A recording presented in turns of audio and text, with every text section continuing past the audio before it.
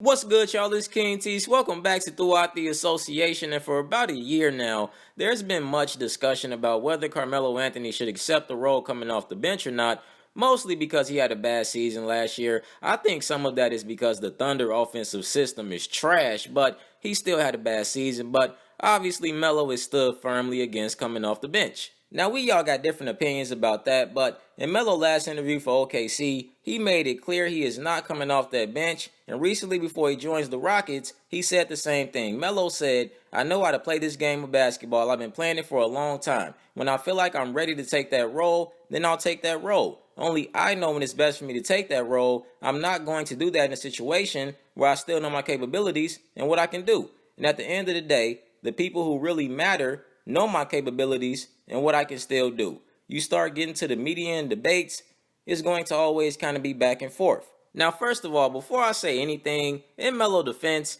we haven't seen him play one game with the Rockets, and people already 100% sure he should come off the bench. Who he coming off the bench for? Ryan Anderson? They lost their starting small forward, Trevor Ariza, so why would Melo come off the bench? My only criticism about Melo going to the Rockets is he may face some of the same trouble he would have faced and did face in OKC, and I don't think he's a great fit for their system.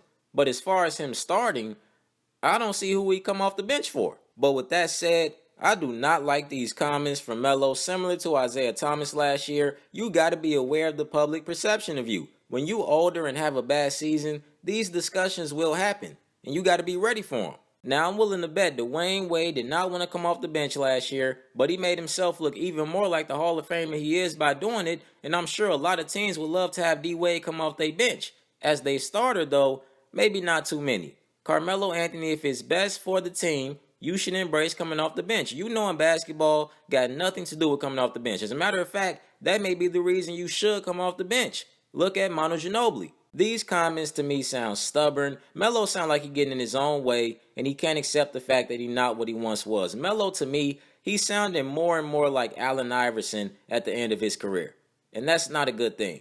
But I still don't think Melo should come off the bench for the Rockets, at least not this year. What you guys think about this? And definitely subscribe.